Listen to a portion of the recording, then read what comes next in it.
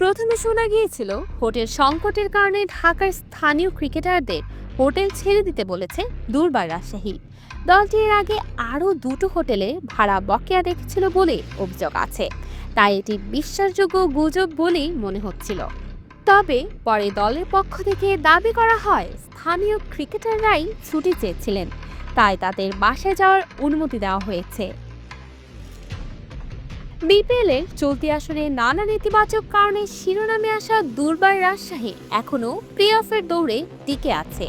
তবে লিগ পর্বে তাদের ম্যাচ ইতিমধ্যে শেষ হয়ে যাওয়ায় অন্য দলগুলোর ফলাফলের উপর নির্ভর করতে হচ্ছে। আগামী ৩ ফেব্রুয়ারির আগে তাদের কোনো ম্যাচ নেই, ফলে আপাতত যাদের ঢাকায় বাড়ি আছে তারা ৩ দিনের ছুটিতে বাড়ি ফিরে গেছেন।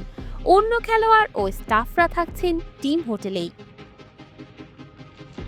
টুর্নামেন্টে রাজশাহীর মূল বিতর্ক পারিশ্রমিক সংক্রান্ত।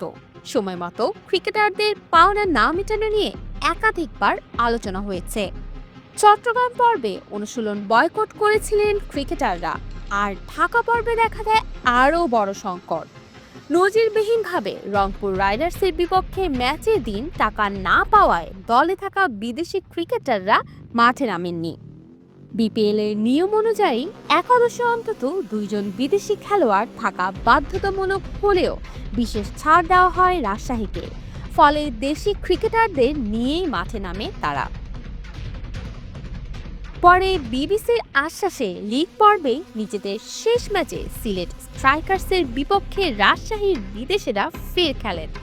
তবে এখনও পারিশ্রমিক সংক্রান্ত জটিলতা কাটেনি। দলের এক ক্রিকেটার দ্য ডেইলি স্টারকে জানিয়েছেন, রংপুরের বিপক্ষে ম্যাচের দিন স্থানীয় ক্রিকেটারদের দেওয়া চেক বাউন্স করেছে।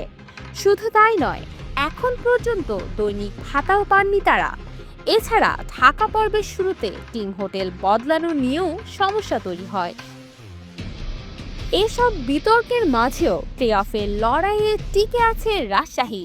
12 ম্যাচে 6টি জয়ে 12 পয়েন্ট নিয়ে তারা চিটাগং কিংস, খুলনা টাইগার্স ও ঢাকা ক্যাপিটালসের সঙ্গে শেষ 4-এ ওঠার প্রতিদ্বন্দ্বিতায় আছে।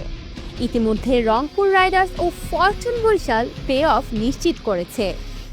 Abantika Apsara, প্রমা, D sports.